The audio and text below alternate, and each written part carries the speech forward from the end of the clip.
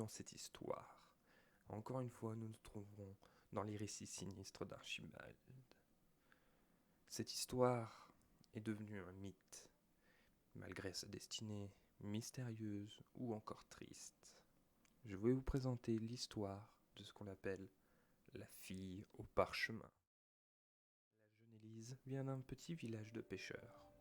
Le poisson et le commerce maritime sont ce qu'ils ont de plus précieux pour survivre. Devenus maîtres en la matière, les habitants du village ont appris à dompter et à comprendre la mer et ses vagues. Mais ce dont rêve cette jeune fille est bien loin de cette vie simple. Élise rêve d'un avenir plus riche et stable que la pêche et la vente de poissons. Elle dispose de qualités très précieuses pour réaliser ses rêves de richesse, l'agilité et la précision de ses doigts grâce auxquels elle peut prétendre au titre d'artisane en joaillerie.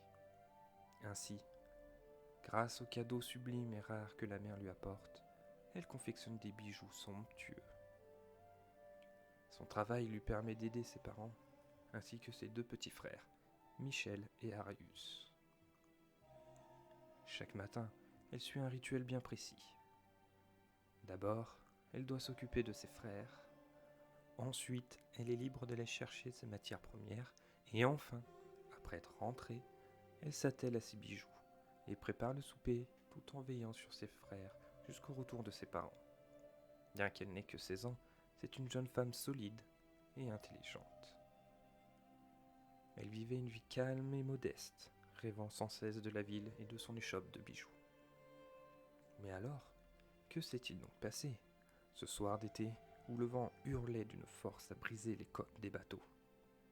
Comment expliquer que la maison familiale fut retrouvée sans dessus-dessous, du sang recouvrant les murs, le plafond et le sol?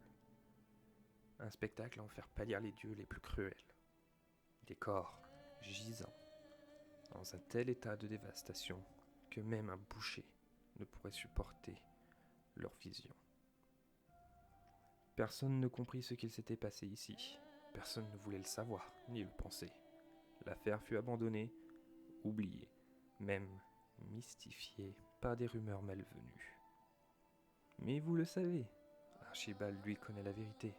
Il l'a vue et il l'a retranscrit à sa manière, puis discrètement publié sous une forme unique, laissant les lecteurs en réflexion. Sauront-ils la vérité ou n'y verront-ils qu'une simple histoire? Laissez-moi vous conter l'œuvre du scribe légendaire. Élise s'en allait au travail, cueillir pour ne pas se retrouver sur la paille. Le vent de la mer rappelle un souvenir amer, de sa mère revenant du travail et de son père ramenant de la poiscaille. Élise ramassait des coquillages, c'est alors que le vent apporta un objet dans son sillage. Il toucha à son talon, elle sauta d'un seul bond.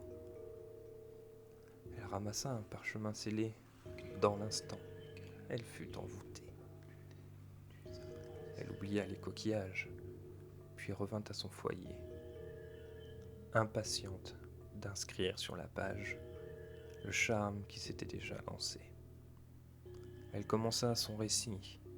Le parchemin atteint son esprit, et tout ce qu'elle retranscrit, elle le vit. Élise était envoûtée. Ses parents ont essayé de l'éveiller. Quand ils ont voulu lui arracher, elle était déjà possédée. Elle les en a dépossédés après avoir frappé. Sa mère, effrayée, tenta de la raisonner. Son père prit un seau d'eau, mais fut frappé dans le dos. Élise brandissait un hachoir. La maison devint un abattoir. Tous ses membres éparpillés, le sang partout avait coulé. Ses petits frères sont arrivés et le massacre a continué. Après le massacre, elle reprit, toujours sous l'emprise de sa magie, le cours de son parchemin infini qui soumet son esprit. Ce n'est qu'au petit matin que sont arrivés les gens du coin. Partout, des corps sans vie, les présages de l'espoir évanouis.